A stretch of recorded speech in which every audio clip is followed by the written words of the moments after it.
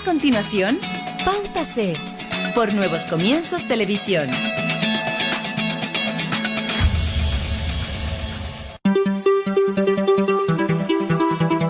Estamos a menos de un mes del plebiscito, este 25 de octubre, para decidir si aprobamos o rechazamos la redacción de una nueva constitución para nuestro país. Estamos en la recta final y hay muchos detalles aún que están en entredicho, muchos detalles que hay que aclarar y muchos detalles que aún hay que conversar.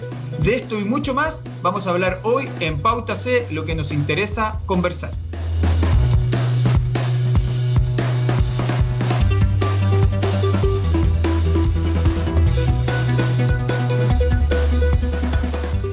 Muy buenas noches, les damos la bienvenida a Pauta C, lo que nos interesa conversar un domingo más, acá con ustedes compartiendo. Les damos la bienvenida a todos los que nos están viendo a través de la señal 15.3 de Nuevos Comienzos Televisión y también a través de las plataformas digitales, las redes sociales, a todos los que están compartiendo con nosotros como cada domingo. Seguimos avanzando en esta recta hacia el plebiscito constitucional de este 25 de octubre del 2020. Ya llevamos varios capítulos hablando, hemos tenido especialistas, hemos tenido también gente de cada uno de las campañas y hoy vamos a hablar un poco de este contexto y esta recta final. Ya nos queda menos de un mes para el plebiscito o en cantidad de domingos exactamente podríamos decir que un mes. Así que vamos a hablar de varios detalles, vamos a hablar que ya comenzó la franja electoral, la franja sobre el plebiscito, vamos a hablar sobre el tema de la pandemia y el plebiscito. Bueno, vamos a hablar de varios temas y tenemos por supuesto a nuestros dos panelistas que están constantemente con nosotros, así que les vamos a dar la bienvenida. Está con nosotros Marcelo Muñoz. Marcelo es magíster en Gobierno y Política. Marcelo, ¿cómo estás? Hola, ¿cómo estás? Muy bien, buenas noches. Ya nos queda poco, así que a un mes casi del plebiscito y cada vez hay más elementos para el análisis, así que un gusto poder compartir esta noche. Gracias, Marcelo, por estar con nosotros. También está nuevamente, como se ha estado ahí turnando junto con Marcelo durante estos domingos, está José Cisternas, él es magíster en Derecho Constitucional. ¿Cómo está, José? Bien, gracias, Alberto. Buenas noches. Muchas gracias por la invitación y muy buenas noches a todos los que nos ven a través de sus casas. Así es. Les damos las gracias a ustedes también por estar y a todos ustedes en la casa. Quiero contarles que en modo de transparencia, nosotros hace un par de semanas atrás tuvimos a Alejandra Acevedo con nosotros, vocera del movimiento Evangélicos por el Apruebo, y quedamos de conversar también con algún vocero del movimiento Evangélicos por el Rechazo. Lamentablemente, por circunstancias ajenas a nosotros, no pudieron estar hoy con nosotros, pero sin lugar a dudas va a estar abierta la puerta para poder tenerlos en el futuro también acá conversando y conociendo un poco también más de sus posturas y el por qué piensan en rechazar. Luego de esta aclaración, para que ustedes lo tengan claro y no esté diciendo ahí, pero faltó el otro lado, bueno, vamos a comenzar y entrar de lleno con nuestros panelistas expertos en el área y además que han estado compartiendo con nosotros estas semanas hablando. Recuerden que pueden escribir ahí en las redes sociales y comentar utilizando el hashtag PautaC. Ahí ustedes nos van a poder comentar, escribir y vamos a estar también, por supuesto, muy interesados en leer sus comentarios. José, Marcelo, entramos en la recta final. Ya nos queda, como decía yo al principio, menos de un mes. Estamos a 27 de septiembre, la elección es el domingo 25 de octubre. Comenzaron este viernes recién pasado, comenzó la franja electoral, la franja tanto del apruebo y el rechazo, como también de las convenciones, si mixta o constitucional. Vamos a hablar de eso primero. Entremos, yo sé que ustedes como buenos interesados en el tema vieron la franja estos días, aparecieron varias cosas bastante entretenidas y queremos comentar. ¿Qué les pareció a ustedes la franja? ¿Cómo ven que está avanzando esta campaña, no solamente por la franja televisiva, sino que también a través de los despliegues territoriales, las campañas a través de redes sociales? ¿Cómo están viendo que se están desplegando el apruebo y el rechazo para este 25 de octubre? Marcelo, dale tú. Sí, mira, la verdad es que siempre las franjas electorales nos han tenido acostumbrados a ver candidaturas, ¿no es cierto? Y posturas tanto personales de un bloque político específico. Por lo tanto, en ese sentido, lo que uno escucha son ideas específicas, propuestas, ¿no es cierto?, en lo que estamos acostumbrados a una franja tradicional. Y hoy día lo que se está tratando de minimizar es una postura del apruebo o el rechazo, y también se supone que deberíamos escuchar argumentación a favor o en contra de estas posturas. Y pareciera lo que se echa un poco de menos en esto, en lo que hemos visto hasta aquí. Yo no sé si van a ir incorporándose otros elementos más en la medida que pasa el tiempo, pero uno puede recoger claramente las posturas en la franja, pero pareciera que se puede echar de menos la capacidad de argumentar en favor de un lado o del otro. Claramente en algunos episodios uno puede ver algunos elementos como señalando, incluso con un lenguaje más técnico, queremos garantizar el derecho a, queremos esto, estoy hablando del apruebo. Pero más que eso, no hay más elementos que aludir a lo emocional. Un poco en el apruebo está el tema de que este es un derecho que se ganó. El cambio constitucional es un proceso que se ganó esencialmente en lo que ocurrió el año pasado, en octubre 18, y todo lo que sabemos ya de la crisis social que vivió nuestro país. Y por el otro lado, en el rechazo es como, de nuevo, ¿sabes qué? Pues necesitamos cambios, vamos a hacer los cambios, pero los tenemos que hacer en paz, los tenemos que hacer en unidad, y aludiendo a la mixtura, a que todos pensamos distinto, pero podemos ponernos de acuerdo a escribir una nueva constitución, pero esencialmente el énfasis está dado hacia una convención mixta. Y resumiendo, claramente la gente que está, o ahí la franja que está trabajando por el rechazo, va por una convención mixta, y la gente que está por el apruebo está por una convención constituyente nueva o constitucional. Entonces, eso queda bastante claro, salvo algunas opciones, que ahí a lo mejor José después se puede referir, es que estuvieron para los dos lados. Eso en primer lugar, pero pareciera que uno quisiera un poquito más en la argumentación y en la discusión. Posiblemente por el tiempo no se puede dar, ahí hay que ver el tema técnico y la capacidad que tienen los publicistas, los comunicadores de hacerlo, pero eso es tan importante, este tipo de programa y otros espacios de discusión, porque ahí es donde se tienen que dar las argumentaciones. Ahí uno queda plasmada las ideas a fuerza, pero parece que la argumentación se echa de menos. José, ¿cómo lo viste tú? Yo tengo mi opinión que la voy a dar después de ti, pero cuéntanos un poquito cómo has visto tú la campaña hasta el momento. Mire, yo voy a hacer como un parangón, aprovechando que estuvimos hace una semana atrás las fiestas patrias, y la gente a veces cuando compra una empanada le critica al que se la vende porque ve mucha masa en la empanada o mucha cebolla en la empanada de vino, pero le falta el resto de los ingredientes.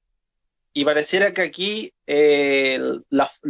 ambos bandos, incluyendo las organizaciones civiles que están también adheridas a algunas de las posturas, fueron algo más fácil, a mensajes que fueran fáciles de digerir, pero que no entran en el contexto del por qué es más conveniente para el país una u otra opción, salvo en un pequeño detalle en relación, a lo mejor aquí apuntado un tema más técnico, que era, si no mal recuerdo, la franja de Renovación Nacional, que hacía alusión al por qué la convención mixta era más barata que la convención constituyente.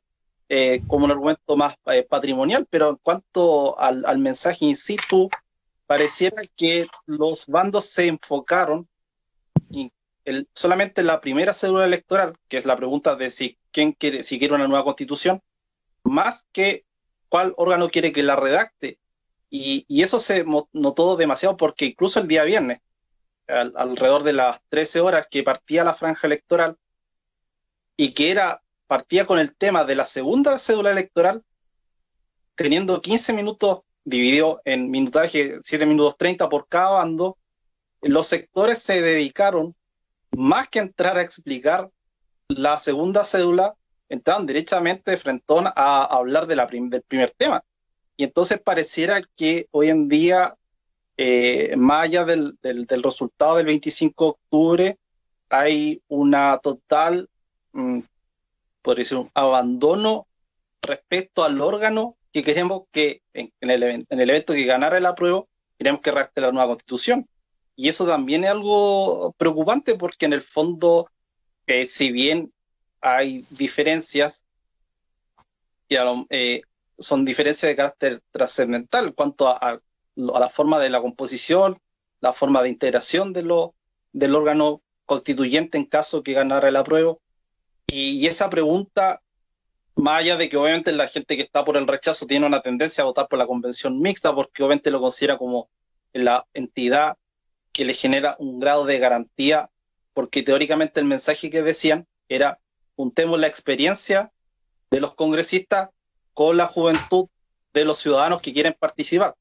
Y ahí tengo algo muy importante que decir, que se me genera una dicotomía tremenda, chicos, con lo que están haciendo un poco las campañas, los mismos bandos, y siento que al mismo tiempo se pisan un poco los pies al definir estos temas de la convención, si es mixta o constitucional. Y con lo que decías tú, José, es claro, porque la franja hacía mucho hincapié, por ejemplo, la franja de Renovación Nacional y varias franjas que hablaron sobre la convención mixta y llamaban a una convención mixta, decían esto: si van a redactar la constitución, que lo haga una mitad del Congreso, que tiene la experiencia, que lleva años trabajando en tema de leyes, y otra parte que sea la ciudadanía. Cuando vemos que la misma campaña del rechazo, dentro de sus argumentos, ha estado a lo largo de las redes sociales con referencia a que hay que votar rechazo porque la Constitución nunca la va a escribir la ciudadanía, porque la van a escribir los mismos de siempre. Entonces finalmente te dicen: no, la van a escribir los mismos de siempre, la van a escribir puros políticos, la van a escribir políticos que estuvieron antes en gobierno, y luego te dicen: no, vote mixta para que hayan políticos y los demás ciudadanos. Entonces te das cuenta que finalmente se genera una dicotomía y una disonancia súper grande ahí en la campaña, y eso es lo que yo noto también muy débil de la franja estos días. Sí, yo comparto contigo eso, porque y ahí difiere un poco lo que José decía, porque a mi impresión, yo siento como que los bandos de una u otra manera unieron el concepto de lo que decías un poco, rechazo, convención mixta, y apruebo, convención constitucional. O sea, como que lo hermanaron, salvo los casos especiales. Y claro, parten diciendo eso, pero terminan en general con su espacio señalando qué tipo de órgano quieren. O sea, yo siento que lo que queda claro eso. Hay que considerar que es poco tiempo, eso es muy, muy claro, y quieren tratar de dejar ideas fuerzas. Pero reconozco lo que tú estás diciendo, Alberto, y claramente hay ciertas contradicciones que, si tú analizas el mensaje, te vas a dar cuenta. De buena primera no. Pero claro, ahora hay que tener en consideración, en términos de técnicos, llamémoslo así, es que hay un voto duro y hay un voto blando. Siempre el voto duro es el que ya tiene la decisión tomada, que está de una u otra manera analizada, pensada, y que puede estar vinculada a que la persona milita en un partido político o se siente muy cercana a una ideología determinada, y que está asociada en este caso a una votación determinada, en este caso, o rechazo o apruebo.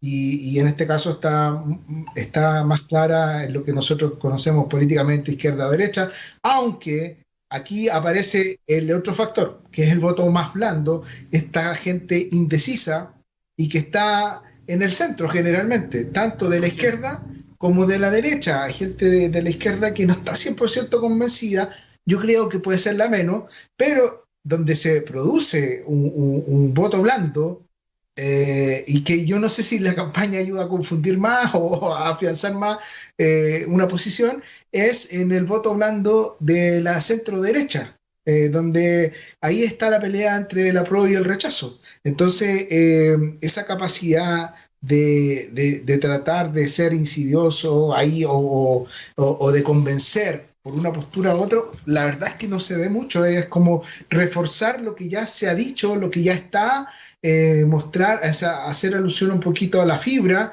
en el tema del apruebo, con lo que fue de las marchas, con el tema de que el pueblo salió a la calle, y que considero que es un elemento valioso a colocar ahí, pero faltaría la contundencia de los elementos de la discusión de fondo. Espero que no nos quedemos ahí, que sigamos avanzando en esto. Yo también estoy de acuerdo con eso, con la dicotomía que se da. Eso es claro porque, ¿sabes qué? ¿Saben, chicos? Esta disonancia demuestra y confirma lo que ustedes partieron diciendo. Ustedes notan en la franja que falta argumentación.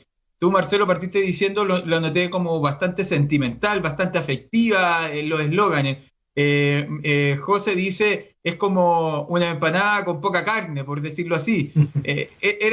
Son bastante simples las franjas, y con este punto que yo les traigo sobre la mesa nos damos cuenta que efectivamente siento, y no solo a través de la franja, sino de lo que pasa en redes sociales, que ambas campañas, aquí no voy a decir que los del rechazo, no, ambas campañas tienden un poco a faltar en el argumento, tienden a ser bastante desordenadas en tener un guión lógico de lo que van a decir. Entonces, por un lado, dicen una cosa, después en la franja dicen otra cosa, en redes sociales dicen otra cosa, y es porque yo siento que ambas posturas no tienen muy claro y solamente se allanaron una postura por deseos más pasionales, más sentimentales, y es uno también el debate que uno ve en redes sociales.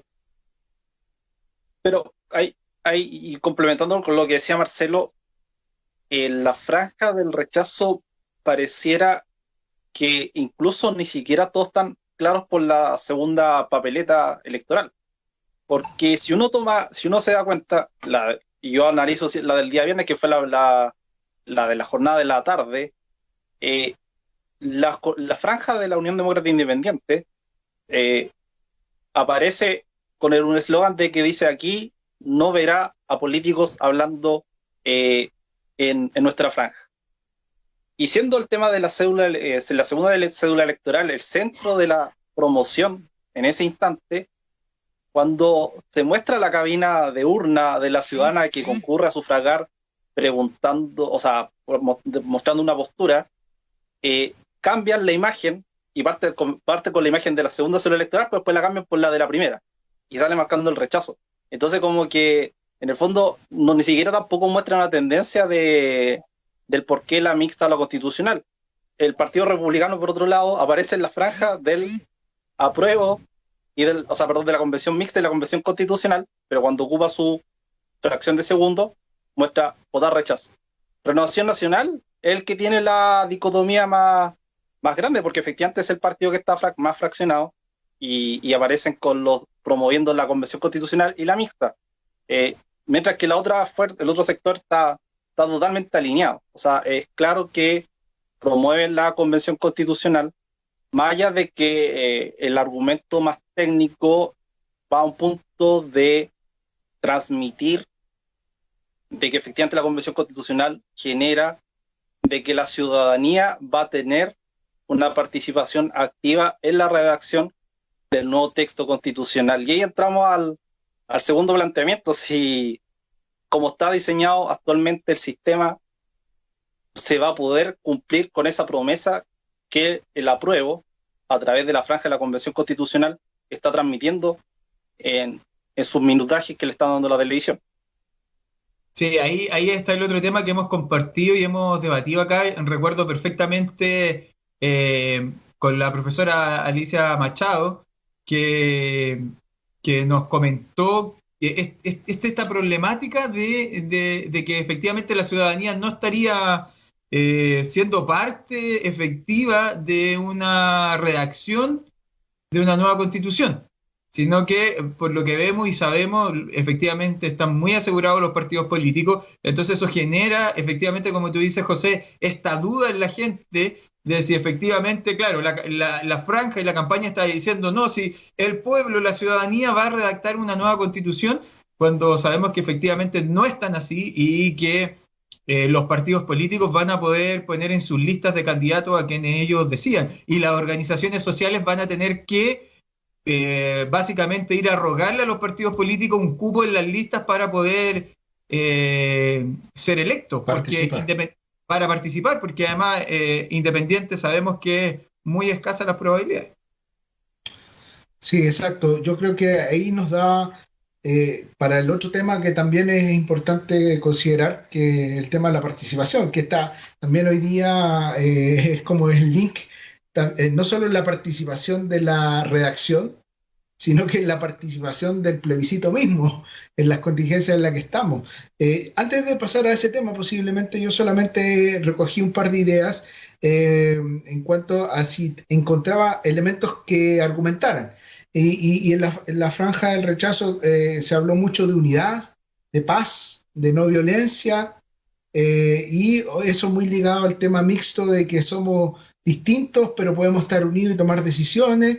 Me llamó la atención el rechazo por sentido común de la UDI, como frase, el que no rechaza entonces no tiene sentido el común. Entonces, si uno lo lee de buena primera, es suave o simple, pero inmediatamente si tú lo extrapones, estás diciendo que el que hace lo contrario no tiene sentido común. Entonces es interesante eso, y en el apruebo ahí aparecen los elementos, ¿no es cierto?, semánticos del pueblo, de ahora nosotros construimos la historia, nosotros vamos a tomar decisiones, vamos a construir nuestro propio camino, estoy citando cosas literales, una constitución que nace en democracia, de no más abusos, garantías constitucionales, derechos constitucionales, aparecen esas palabras, esos elementos, esa idea fuerza que uno va recogiendo de ahí, que es lo que uno podía recoger de ambos lados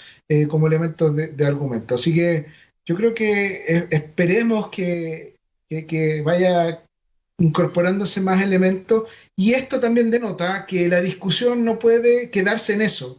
Así es. Tiene que seguir dándose, que todavía nos queda un mes, o nos quedan al menos ya 3 semanas y algo para seguir discutiendo, para informarse, para argumentar, porque ese voto blando del que hablaba, ese voto indeciso, lo importante es que vaya a votar, y segundo, que tenga claridad en lo que vaya a votar, y para eso tiene que informarse, tiene que escuchar, y yo creo que ese es el sentido de nuestro programa.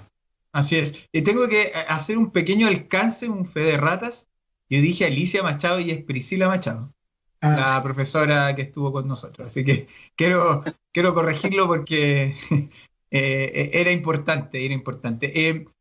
Efectivamente, Marcelo, yo creo que, y tengo la esperanza, ¿por qué? Porque yo veo que ambas posturas tienen muy buenos argumentos. O sea, yo creo que hay argumentos serios para el rechazo.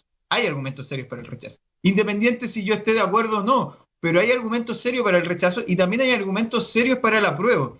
La problemática se está generando hoy en día porque como en las campañas comunicacionales de los partidos o de los conglomerados, de las fuerzas, se están yendo efectivamente más a lo emocional, a lo pasional, siento que eso también está llevando a la gente a tomar decisiones por una o por otra postura desde una perspectiva pasional, emocional, sentimental, y no con una mirada racional.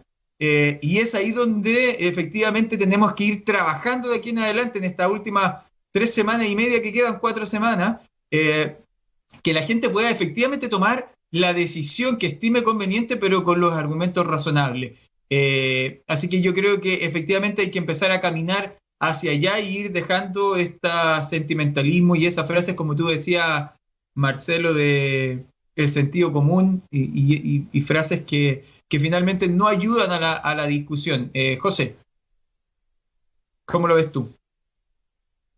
No, efectivamente esperemos que en los próximos veintitantos días de campaña televisiva, porque la campaña en sí partió en el mes de agosto, pero ahora partieron los mensajes televisivos y es una oportunidad única que los mensajes sean claros, porque teniendo un contexto de la pandemia, de que hay muchas zonas que están en cuarentena y por ende la única forma de que le llegue un mensaje directo respecto a las posturas es la franja electoral, porque a lo mejor dentro de un contexto sin pandemia, sin estado de excepción constitucional, sin cuarentenas, probablemente el no enterarse por la televisión del mensaje, del apruebo o del rechazo, no causaría mayor relevancia, porque probablemente la gente podría enterarse en la calle, en algún banderazo, a través de volantes, del puerta a puerta, pero todos esos elementos estructurales hoy en día no van a estar, porque claro, hay restricciones de grupos de reunión, hay restricciones de circulación, y por ende el único forma más directa, más allá de que está siempre la red social, pero el mensaje oficial se va a dar a través de la campaña televisiva. Y si la campaña televisiva no lleva la claridad, probablemente va a generar más duda o confusión que certeza al elector, precisamente más que nada al que tiene que apuntar el indeciso, porque yo creo que hay gente que ya a esta altura difícil de cambiar, claro, tiene su voto definido y ningún mensaje lo va a cambiar de su posición. Pero yo creo que el grueso va a haber siempre un grueso de población, un porcentaje importante, que no sabemos si va a ser determinante o no para el plebiscito del mes de octubre, pero que en el fondo deberían apuntar ahí, a esos nichos, a ese sector moderado, que ve estas dos alternativas y todavía no sabe cuál es la más correcta, que conforme a sus intereses.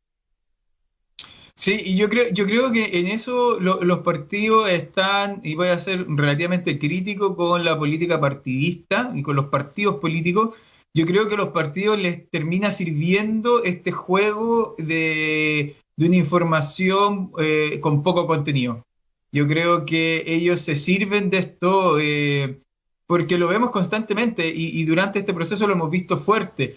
Yo creo que tengo la esperanza de que ellos finalmente puedan llevar adelante esta franja con argumentos contundentes, pero siento que a los partidos políticos les termina conveniendo esto de no darle información con argumentos claros y con argumentos duros e importantes, con racionalidad, y les sirve más apuntar a lo emocional o a lo más emotivo que a lo duro. Así que esperemos como dicen ustedes, que efectivamente la franja, que hoy en día es súper importante por el contexto pandemia, pueda avanzar hacia un punto de más argumentación. Y como estamos hablando de pandemia, esta pandemia también es un tema para el plebiscito. Primero estuvo la duda y estuvo por un tiempo ahí la discusión si se hacía o no se hacía. Luego apareció el tema del 18, que se dieron mayores libertades para celebrar las fiestas patrias en Chile, y muchos dijeron, oye, 2 semanas después del 18 va a venir un rebrote tremendo y eso va a problemar o complicar la realización del plebiscito, a lo cual el ministro París, ministro de Salud, salió diciendo que pasara lo que pasara, el plebiscito iba igual. Ya tenemos claro que el plebiscito va, pero esta pandemia, este confinamiento y esta problemática generalizada en el tema de salud, ¿afectará, creen ustedes, a lo que tiene que ver con la participación de la gente? ¿La gente preferirá quedarse en la casa y no ir a votar en estos momentos? ¿O ustedes creen que finalmente eso no va a afectar y la pasión popular por ir a sufragar va a ser mayor? Alberto, yo quería partir ahí haciendo un paralelo en algo que ocurrió el año pasado, que es un detonante importante para el proceso que estamos viviendo. El 18 de octubre nosotros vimos manifestaciones y un inicio de un estallido social, que así se le llamó y que también técnicamente así se se le llama, con un elemento violentista o de violencia bastante fuerte, porque fue lo centro y lo que hizo de una u otra manera colapsar el sistema. Pero en el proceso se fue sumando gente, ¿no es cierto?, hasta que el 25, que justamente coincide con el 25 de octubre, hubo una de las marchas más grandes contabilizadas en los últimos años en el país, ¿no es cierto?, tanto en la región metropolitana como en las regiones, que sumaba cerca de 2 millones o algo más de personas. Posiblemente la marcha, o claramente la marcha y la convocatoria más grande de los últimos años, o de la historia en democracia. Entonces, ¿por qué saco esta colación? Porque no hay que reducir el proceso a un grupo, sino que de una u otra manera la muestra más interesante de este proceso es la del 25, porque la del 25 de octubre es donde la gente sale a manifestarse pasivamente. No hubo grandes hechos de violencia ese día para la cantidad de gente que salió a manifestarse. Salieron las familias y también gente de izquierda, de derecha y de todos los sectores, porque lo que de una u otra manera estaba sintiendo que había un espacio donde podía participar y sentirse, o aunque no lo se sintiera, pero de demostrarse de que había un nivel de descontento por la situación del país en el que estaba viviendo. Por ende, haciendo ese resumen, lo que nosotros tenemos es que esto no está cooptado a un grupo en específico, sino que se entiende que de una u otra manera esa frase Chile despertó, yo creo que no solamente capturada por la izquierda, sino que si yo lo amplío o la tratamos de ampliar, el Chile despertó para que toda la gente se diera cuenta que tenemos que repensar el país que tenemos o que queremos. Por ende, eso significaría o debiera significar un alto nivel de participación en esto, que es lo que, si tú analizas el fenómeno completo, es lo que se busca. O sea, obviamente no solo derribar a algunos para la gente del apruebo y la izquierda en claves, ¿no es cierto?, autoritarios, que dejó la Constitución, etcétera, etcétera. Pero para el común de la gente es sentirse escuchado, partícipe de un proceso histórico que marcaría o que marca nuestra sociedad y nuestro país. Haciendo ese elemento de contexto, lo que debiéramos esperar es un alto nivel de participación. Pero lo que tenemos, por otro lado, y que también es un nivel de contexto, es una pandemia que ha ido retrocediendo, ¿no es cierto?, los niveles de propagación, pero que también en los últimos días hemos visto que de esa baja se ha ido produciendo una pequeña alza y que también esperamos en los próximos días las consecuencias de del confinamiento que se produjo en el proceso de las fiestas patrias. De hecho, estos últimos días salía la noticia, el 97% de la población metropolitana, que reúne un alto porcentaje de la población del país, está desconfinada. Entonces, esa situación también genera el temor de un rebrote o de un proceso de nuevo altos niveles de propagación del virus. Por ende, eso hace a algunos especular que estaríamos para el 25 con un escenario complejo, aún todavía no subsanada el tema de la propagación del virus. Entonces, poniendo estos dos elementos, la gente quiere participar, se espera una alta participación, pero tenemos contexto de pandemia. Yo creo que ahí el elemento está en que las autoridades tengan los protocolos, aseguren lo que más se pueda el proceso en cuanto a la seguridad sanitaria y a los procesos más expeditos también. O sea, en cuanto a la movilidad, a la accesibilidad de los lugares. O sea, este es un plan estratégico completo, no solamente en el momento de que se genere el sufragio. Entonces, ahí hay que tener una mirada holística, completa, sistémica, de cómo facilitamos los procesos y cómo aseguramos que también las personas tengan de una u otra manera la certeza de que no va a ir a votar a un colegio o a un lugar de votación a contagiarse el virus, porque ese es el temor de muchos. Y que la gente también tenga la capacidad y la responsabilidad de ellos también ser lo suficientemente responsables de ir con todas las medidas y adaptar todas las medidas que correspondan. Y eso va a derivar, yo creo, en el gran discusión después del nivel de participación, nivel de legitimidad del proceso. José, ¿cómo lo ves tú? Yo quisiera fraccionarlo en 3 aspectos. En primer lugar, que han habido procesos electorales en el mundo dentro de este contexto de la pandemia, y el último, que fue un referéndum que se celebró en Italia la semana pasada, relativo a la propuesta de disminuir los integrantes del Parlamento, contó con un 56% de participación dentro de un contexto de pandemia, por lo que sería un porcentaje aceptable si lo extrapolamos a nuestra realidad local. Por otro lado, una segunda situación relativa a que esta va a ser una discusión que se va a dar probablemente ahora, incluso va a seguir acentuándose con el tiempo, así la participación se reduce solamente al acto de ir a sufragar.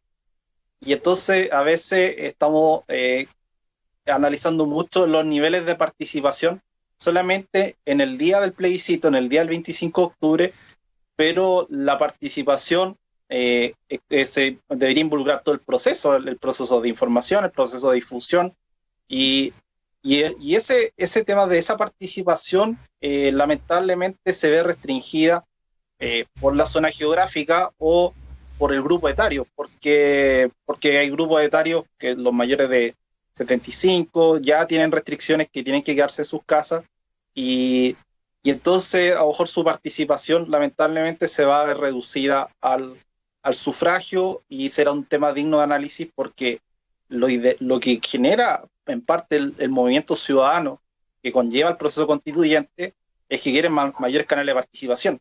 Y si la dinámica se va a repetir a que solamente su participación se reduce a sufragar o a participar en los actos electorales, bueno, vamos a volver de nuevo al mismo canal que hemos mantenido hasta el día de hoy. O sea, su participación se reduce a solamente... Claro. Y en tercer orden de cosas, de todas formas, la reforma constitucional que le facultó al servicio electoral atribuciones en conjunto con la autoridad sanitaria para que la participación de ese día sea aún mayor. Si bien la diferencia de Italia, aquí el plebiscito se va a celebrar en un solo día, se aumentó la cantidad de horas de funcionamiento de mesa, porque ahora van a ser desde las 8 de la mañana hasta las 20 horas. Va a haber un horario segmentado o exclusivo para personas de mayores de 60 años, que va a ser entre las 2 de la tarde y las 17 horas. También, y esto sí que es muy importante, yo prefiero transmitir el mensaje desde ya, que el día del plebiscito usted tendrá que llevar un lápiz de pasta azul, porque con ese, a diferencia de toda la elección y todos los procesos electorales que siempre han habido en Chile, donde uno cuenta con lápices grafito y que se lo aportan en la mesa respectiva, aquí cada ciudadano va a tener que llevar su propio lápiz de pasta, que tiene que ser de color azul, y solamente con ese va a poder emitir su sufragio. Aparte van a tener medidas en cuanto a que uno tiene que ir con la mascarilla, mantener distanciamiento social, y solamente se va a tener que sacar la mascarilla por una fracción de 3 segundos para generar, contrastar la identidad del elector con la persona que está emitiendo el sufragio. Entonces, en el fondo, la autoridad ya está planteando ciertos protocolos para que el plebiscito sea lo más seguro posible dentro del contexto de la pandemia. Entonces, por ende, yo creo que la gente va a concurrir a sufragar. No tengo duda de aquello. Probablemente puede que a lo mejor los grupos que a lo mejor abstengan de ir, a lo mejor va a ser la gente de adultos mayores, pero el resto de la población yo creo que va a ser propensa a concurrir a sufragar ese día. No creo que la gente se quede en sus casas, porque es efectivamente la decisión política más importante de los últimos 30 años, porque los plebiscitos en nuestro país no es algo que se en todos los días. O sea, en la historia constitucional tenemos el plebiscito de la Constitución de 1925, que participó incluso menos del 50% del padrón electoral. Tenemos la famosa consulta nacional de 1978, que la gente no recuerda. Tenemos el plebiscito del 1980, que tenemos con todos los cuestionamientos del padrón electoral. Tenemos el plebiscito de 1989 para hacer las reformas constitucionales, que fue fruto del plebiscito del año 88, el famoso plebiscito del sí y el no. Y ahora vamos a tener, después de 30 años pasando por todos los gobiernos, desde el retorno a la democracia recién, un acto que va más allá de elegir a un candidato u otro, sino que es elegir una visión de país. Así es. Yo concuerdo con ustedes. Yo también creo que la gente va a participar, que la gente tiene intención en ser parte, porque como decías tú, José, es un hecho histórico. No se da siempre en nuestra democracia, no es de andar haciendo año por medio plebiscitos. Y hay toda una generación que nunca en su vida ha participado en un plebiscito. Tú lo dices, el último fue hace 30 años, y súmale eso, los años que hay que tener para votar. Estamos diciendo que todos los menores de 45 años nunca han votado en un plebiscito, aproximadamente. Nunca han votado ningún menor de 45 han votado en algún plebiscito. Entonces, efectivamente es un hecho histórico. Yo también creo que la gente va a participar. Además, la gente... siento que hoy en día se está sintiendo un poco más segura en contexto pandemia. Ya no hay tanto miedo ni tanto temor. La gente ha entendido el tema de la mascarilla y de los resguardos sanitarios, que son súper importantes. Y espero también que, por supuesto, la gente pueda participar fuertemente en este voto. Pero también me quedo con lo que decía Marcelo, y que fue el cierre un poco del programa donde entrevistamos a la gente de los evangélicos por el apruebo, que es el remitir, o no sé si fuiste tú, José, tengo la duda, el remitir la participación ciudadana al voto. Y eso yo creo que también es un problema hoy en día de nuestra democracia, y la cual la tenemos que trabajar. No puede ser que la participación ciudadana la remitamos a votar. La participación ciudadana debe ser mucho más amplia. Y con esto me quedo con lo que nos contaba la profesora Priscila Machado sobre el proceso constitucional en Brasil, donde la gente, claro, esto fue en los 80, pero donde la gente a través de correo mandaba por áreas, por temáticas, sus proyectos, sus ideas, sus anhelos de cómo una constitución o qué es lo que debería llevar esta constitución. Y esto ha permitido que finalmente la constitución en Brasil la gente la haga suya. Y no sé si decir la palabra muy romántico, decir ame su constitución, pero por lo menos la respete, la considere. Cosa que hoy en día nosotros no vemos en nuestro país. Entonces, es importante que la política y podamos empezar a mirar nuestro país hacia futuro, hacia de aquí a 30, 40 años más, con una mejor participación ciudadana, con una participación más allá del voto, con mayor transparencia en la política. Hay que mejorar en la política porque, y con esto termino mi idea, la franja, por ejemplo, me quedó muy marcada la franja de Evópoli, que partía con un chilenismo muy fuerte haciendo referencia a la política vale, y daban ahí una frase un tanto subida de tono. La política es. La política es una. Entonces, yo creo que eso también tenemos que trabajar entre todos en conjunto y erradicarlo sin lugar a dudas de nuestra sociedad, y es un trabajo de todos. No solamente de ellos, no solamente de los que hoy en día trabajan o ejercen en política, sino que absolutamente de todos, porque ahí mismo la franja decía, la política la hacemos todos. Sí, es interesante lo que dices tú, Alberto, porque solamente hacer unas pequeñas precisiones técnicas cuando hablamos de participación. En participación política, nosotros la reducimos generalmente a lo que tú dices, al sufragio, al voto. Existe también el concepto de participación ciudadana, que tiene que ver con involucrarse en la toma de decisiones públicas, y también lo que la gente a veces confunde, y que de hecho Chile tiene un alto nivel de participación social, lo que no es menor. La gente le interesa participar, pero le interesa participar donde ellos quieren. Entonces tenemos mucha participación. Hoy día vimos en tiempos de pandemia ollas comunes, comedores abiertos, lugares de acogida, en las iglesias mismas de todo tipo de credo. Entonces a la gente le interesa participar, es lo que ellos les gusta, o sea, por sus propios intereses, pero cuando viene el tema de la participación ciudadana, por ejemplo, existe una ley que establece, ¿no es cierto?, las consultas ciudadanas para los servicios públicos, los COSOC, que son los consejos sociales de la sociedad civil para los servicios públicos. A mí me ha tocado investigar el tema, por eso he escrito algunas cosas, por eso conozco el tema, pero los niveles de participación cuestan mucho en ese nivel. Entonces, claro, estructural, históricamente se reduce al sufragio, la participación, siendo que el problema está en los mecanismos, en el cómo participamos.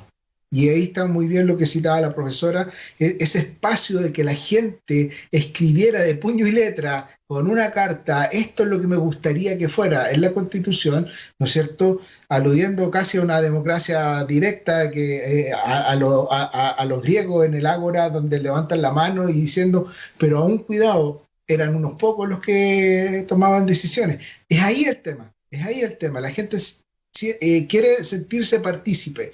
Por eso que va a ser muy, muy interesante, porque hoy día estamos diciendo apruebo o rechazo, sí o no, sí queremos o no queremos Constitución, y también el órgano, pero los mecanismos que vienen ahí y cómo estos representantes que van a estar ahí van a recoger realmente lo que las personas quieren que esté en la Constitución, o van a tener esa capacidad de escucha que hoy día es lo que ha distanciado de la clase política a los ciudadanos, y es por eso que salen a la calle a decir y a declarar y a reclamar lo que ellos están pensando. Entonces, esto tiene que traer un remesón al sistema político real para que tome en consideración lo que las personas están queriendo y están sintiendo, y también, por el otro lado, generar las capacidades desde las personas comunes y corrientes como nosotros, que no estamos necesariamente hoy día en la élite política,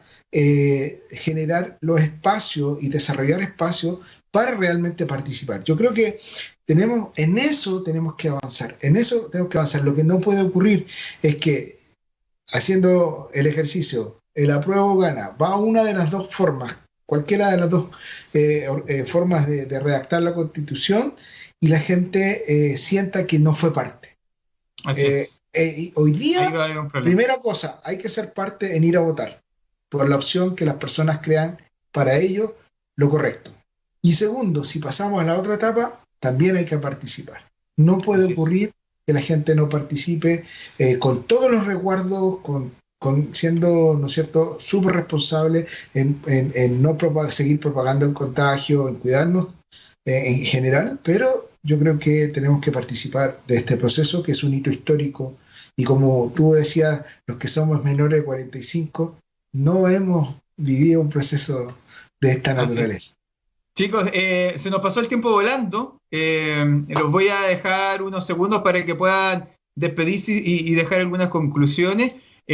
Como les dije tras bambalinas hoy conversando, hay un tema que se desprende un poco de lo que conversamos hoy, y eso nace a raíz de una pregunta, así que la vamos a dejar ahí lanzada para que la gente sepa que vamos a conversar de esto, que finalmente uno cuando lo piensa es el gran tema de discusión en la Constitución, va a ser el gran tema de discusión y debate para los constituyentes, más que todas estas quizás cosas que van dando vueltas por el costado de la Constitución o que la gente reclama en las calles, como educación, salud. El gran tema es un Estado subsidiario o un Estado socialdemócrata. Ahí hay una pelea, ahí hay una discusión que vamos a entrar, yo creo que en algunas semanas. Vamos a ver si la próxima semana vamos a depender qué pasa con nuestro invitado sorpresa que tenemos. Pero es un tema importante porque además se mira constantemente desde esa perspectiva lo que hace Alemania y lo que hacen varios países de Europa, Italia, España, y qué es lo que tienen ahí clarificado en sus constituciones. Así que también para ti, José, ahí hay quizá una labor ahí de darle una vuelta a esas cartas fundamentales de aquellos países. Les dejo, José, te dejo a ti con los primeros segundos para cerrar y despedir.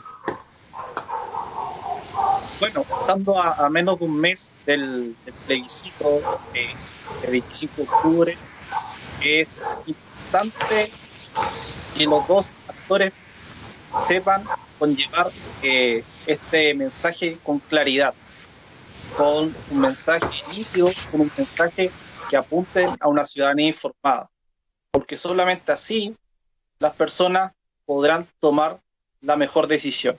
Por ende, mi mensaje, aparte de que los televidentes se sigan informando, se sigan instruyendo, se sigan reflexionando, asistiendo a cursos gratuitos que hay de distintas organizaciones sobre lo que es una constitución, qué es lo que involucra, qué es lo que regula, principalmente a la clase política y a las organizaciones ciudadanas que están detrás de la franja, para que sus eslogans vayan y sean aterrizados a cosas concretas de qué Chile quieren construir a través de sus diversas posturas.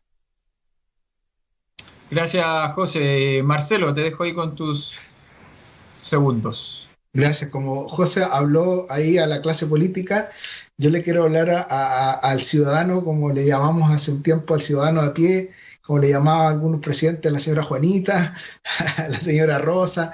Yo le quiero hacer un llamado a los chilenos, a los hermanos también de las distintas congregaciones, distintos credos. Este es un hito. Y un cambio constitucional profundo o, de nuevo, escribir una constitución, cualquiera de las dos situaciones, es un hito importante que va a marcar el destino del país, posiblemente mínimo por unos 20, 30, en promedio se habla de unos 20, 30 años, incluso puede ser más. Si analizamos otras constituciones de otros países, se han mantenido por años, pero en general hoy día la tendencia, y un estudio dice que sean entre 20 a 40 años, vamos a ser parte de la construcción y de lo que va a ocurrir en nuestro país por 20, 30 o 40 años más. Y eso también te habla de una generación. En la práctica, vamos a escribir la historia del Chile que queremos, no solo para nosotros, sino que para una, incluso posiblemente 2 generaciones más. Entonces, es muy importante lo que está ocurriendo.